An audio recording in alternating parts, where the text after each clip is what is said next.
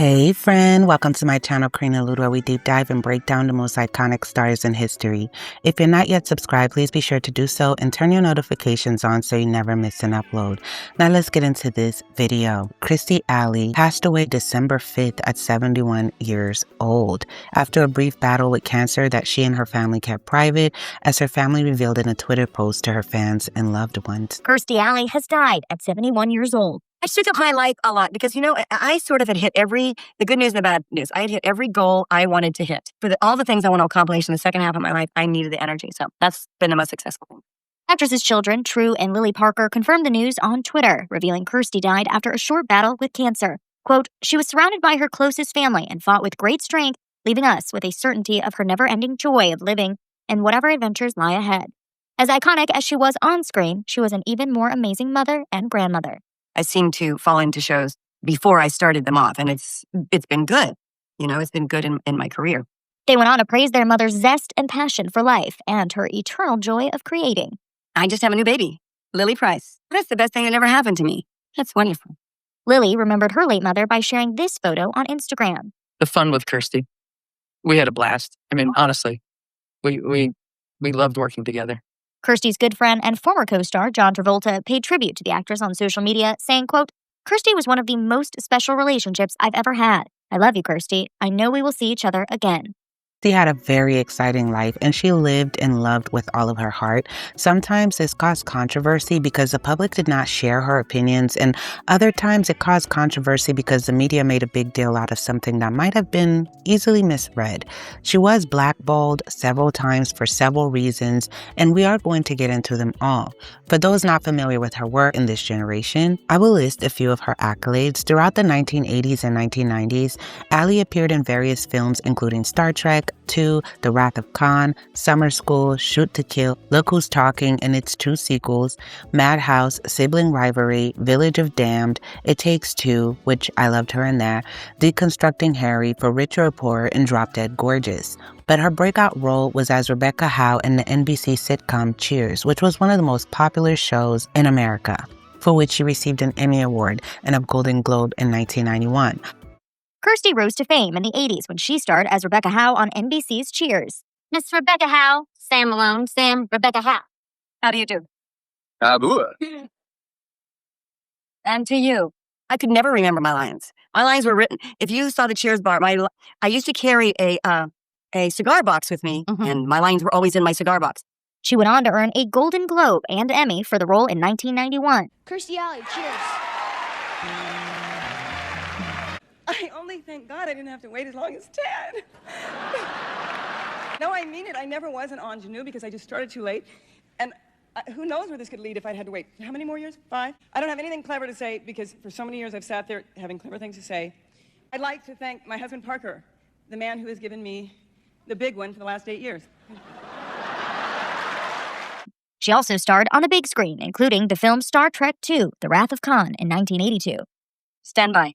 Project parabolic course to avoid entering neutral zone. I was very grateful, don't get me wrong, and I really wanted to do it, and I was thrilled when I got Star Trek. But I sort of thought my first role would be like Body Heat, or something. I didn't know I'd be playing a Vulcan. Then, 7 years later, she appeared in Look Who's Talking, acting opposite John Travolta. This has nothing to do with you. You are not his father. Well, I'm the closest thing that he's got to it. I felt like I had been with John a long time, and John was charming, and I thought, oh, maybe we can be charming together. We're just so at home with each other working. I mean, I've never been in a more comfortable situation working with someone. We just see the humor in each other's personalities and we go with it, which is a rare thing. She is magical that way. And even this Olsen's hit, It Takes Two. We might have hit this one out of the park, you and me. It was there, I know it. Can't eat, can't sleep, reach for the stars over the fence, World Series kind of thing. I started out in a feature and I've gone boom, boom, boom, boom, back and forth, back and forth. I haven't ever really been concerned about what media it is as long as I want to play that role, and I think that can, make me a better actor. When I was a little kid, I expected I would be a movie star. I would envision myself being a movie star, but with limos and men and wild and booze and I don't know where I got this idea. From 1997 to 2000, she starred as the lead in the sitcom Veronica's Closet, earning additional Emmy and Golden Globe nominations. She won her second Emmy Award in 1994 for the television film David's Mother. For her participation in the crime drama series The Last Dawn in 1997, Alley won a second Emmy nomination. On Showtime's Fat Actress in 2005, she portrayed a fictitious version of herself. Later, she made an appearance on Kirstie Alley's Big Life, and she competed on Dancing with the Stars' 12th season, placing second. She made an appearance on the Fox comedy horror program Scream Queens in 2016. Before we get into her childhood, here's a few interesting things you may have not known about. Did you know she threw up whenever she would eat black-eyed peas? And she is also terribly terrified of crocodiles. She also only flew if she had a window seat, and she also preferred to wear very expensive shoes, but carried very cheap purses. She stated to Us Magazine, and I quote, "I create lives when I'm bored. In my secret fake life, I'm 20 years old and married to Justin Bieber. We live on a farm, I'm thin with C-cup boobs, and we skinny dip in our private converted limestone quarry." She also told Us Magazine, "My sheets must be cotton without wrinkles, my pillowcases must be ironed, and so must my tea towels. I like to iron them while I'm watching TV." Now let's get into her childhood. Before Alley was an actor, she was just a small-town girl from the Midwest with big dreams. Alley explained that because of where she was raised, people didn't really dream big or had big aspirations. Her dream of one day opening a mobile pet grooming salon seemed too outlandish. She said, "I would always put the kibosh on any of my dreams." Born on January 12, 1951 in Wichita, Kansas, to Robert Deal Alley, who had a timber business, and Lillian Alley, her two siblings were named Coletta and Craig. And in 1969, Alley graduated from Wichita Southeast High School. She started out at Kansas State University, but left after only 1 year. She uprooted to LA to follow her dreams of becoming an interior designer and a Scientologist.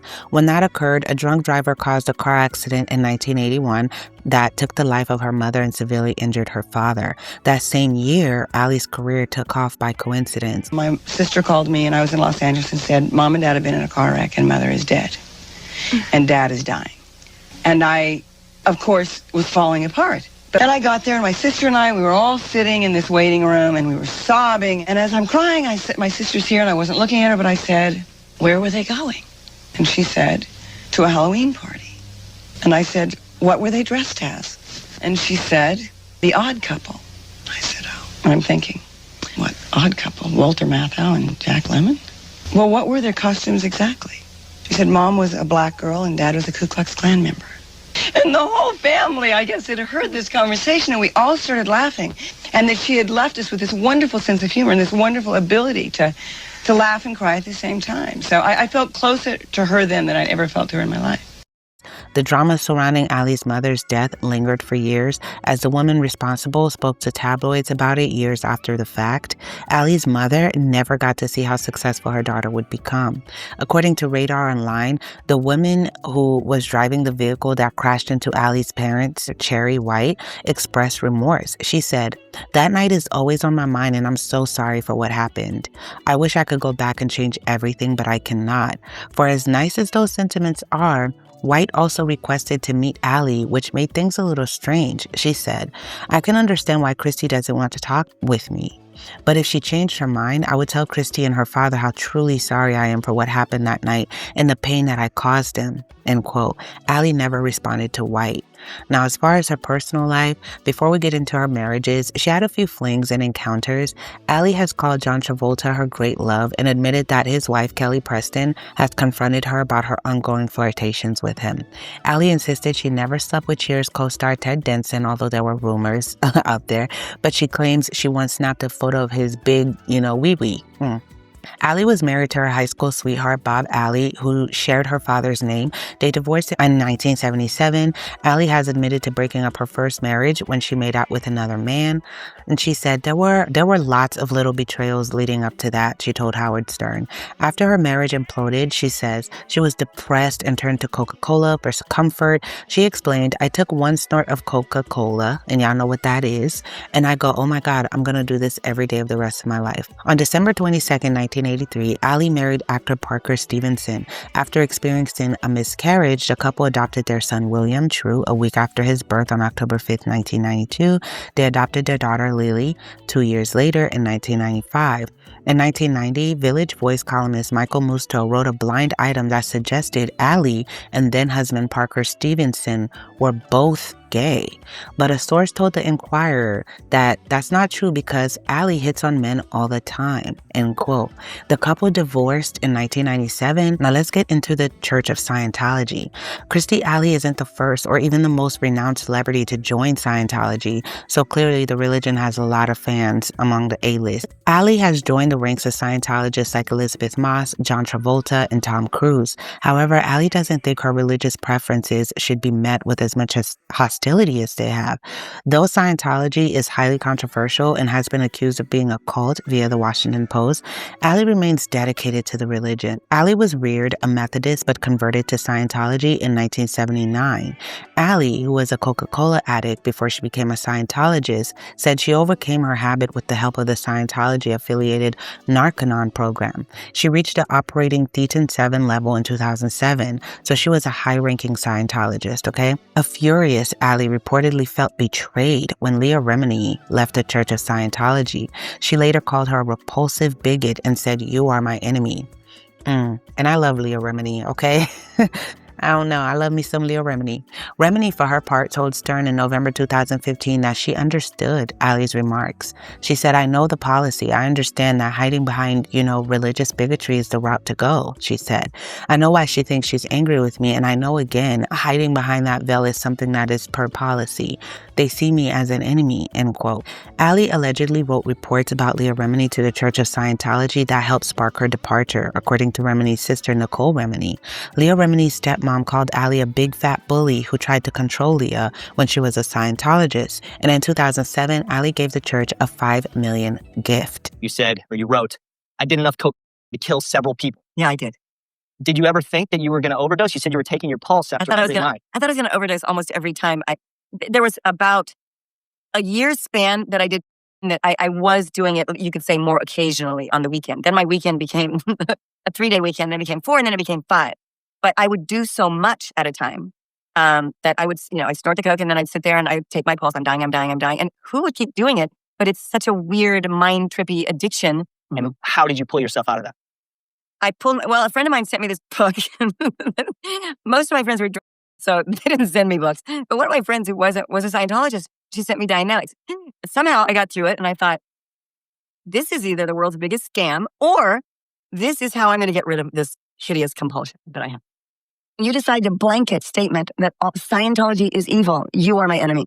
Ever since Kirstie, who is a devout Scientologist, launched her podcast in October, she has been calling out former member Leah Remini for her attacks on the church. A source tells us that Kirstie has never been afraid to speak her mind, which is part of her appeal and something she's incapable of dialing back, even if she tried to. Kirstie tries to discredit Leah at every opportunity, and that he believes higher members of the church had given Kirstie the green light to break her silence. Ortega tells us that Leah is a very big problem for the church and for Kirstie. She just isn't going away. A source tells us people can take cheap shots all they want, they can knock down her religion and try to bring her down. That's their business. But Kirstie is very clear that Scientology is by no means this evil cult that has been portrayed as. There are many more real evils in the world, and she'll have no trouble calling them and her haters out. I heard that you are a Scientologist. Is that right? Yes. Right.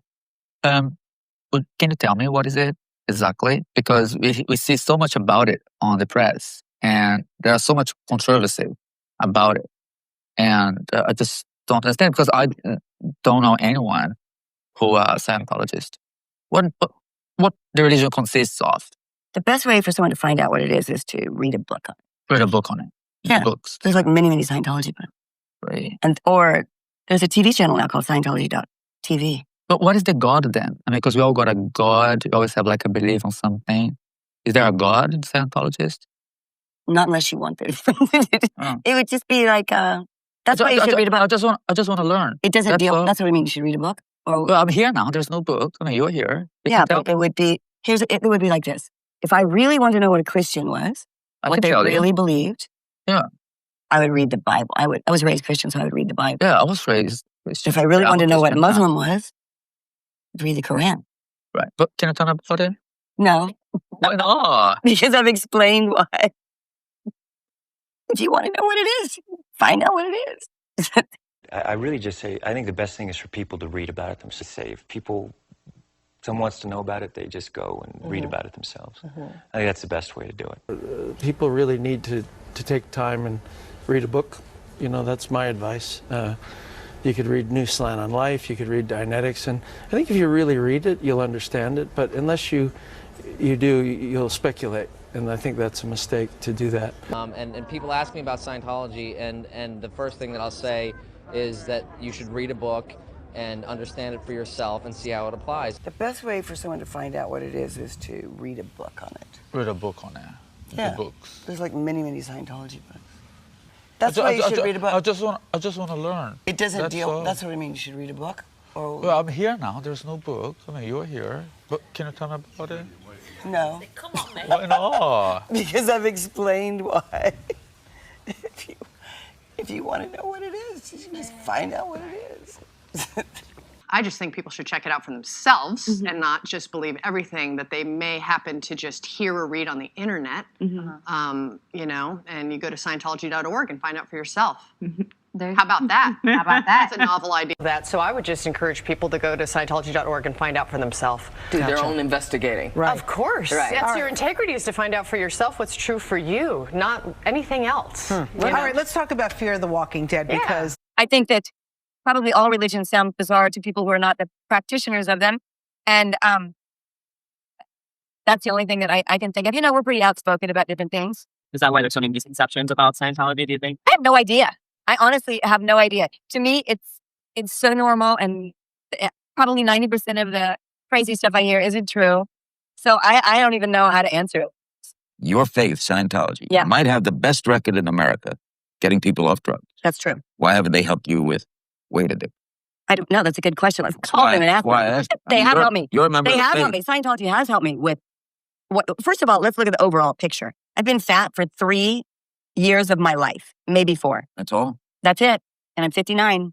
So out of 59 years, 55, we're thin. So I'm not saying, but I'm saying of the spirit, when something happens to you, and I'm telling you, my spiritual problem is I don't want to be accountable for certain things.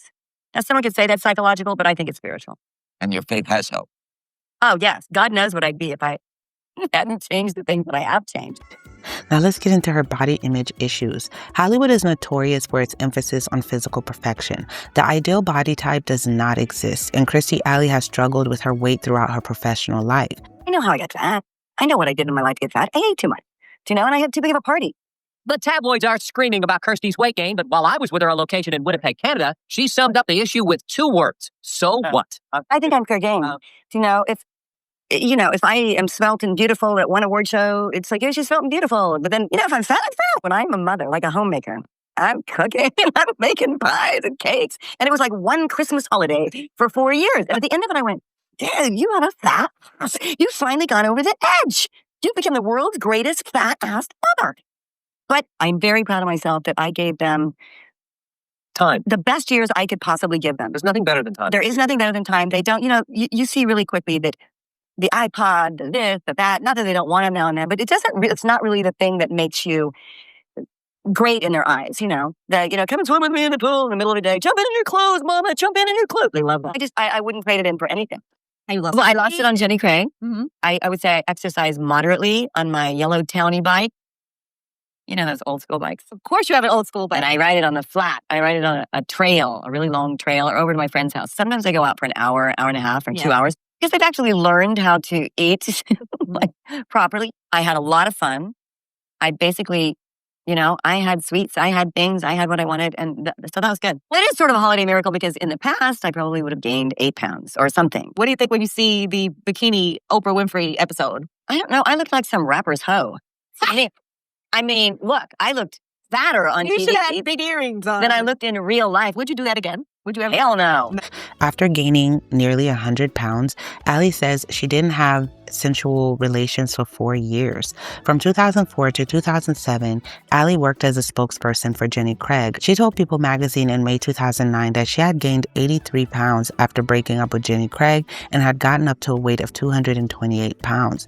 To respond to Roger Friedman's March 2010 blog post in which he claimed that her weight loss program Organic Liaison had ties to Scientology, Alley penned the following message in April 2010. Search Mr. Roger Friedman up on Google. He's making false statements about me and my new company, end quote.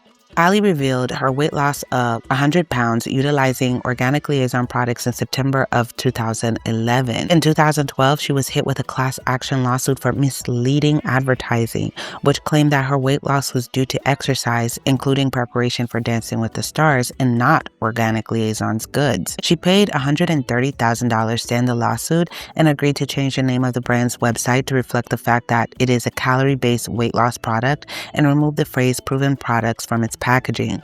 In April of 2014, she resumed her job as a spokesperson for Jenny Craig after the parent business of Jenny Craig bought the Organic Liaisons product line. Alley announced her weight reduction of 50 pounds in January 2015 after she had rejoined the Jenny Craig program. Alley passed away, unfortunately, as we stated, December 5th, 2022, following a short battle with cancer at age 71. As you can see, she lived a colorful life. But she had had a lot of controversial comments. She never bit her tongue. She spoke her mind, and she said what she felt, So a lot of people loved her for that. And Kirstie Alley was one of those people who believed in speaking what came into her mind despite what the public stated, and she received a lot of backlash from that. Comment below what was more shocking for you. For me, was the Leah Remini situation, because I've been following up with all of the Scientology documentaries. There's some really great ones on Netflix with Leah Remini, because I didn't recall seeing her and Kirstie Alley going back and forth. I didn't pay attention to that. So to me, that was pretty odd. And I love Kirstie Alley's work. I loved her and It Takes Two. And I loved her in Cheers also. If you like the music you're listening to, the link is in the description. Comment below your thoughts. And also comment below who else would you guys like to see. I love you guys so much. Thank you for tuning in. Until next time.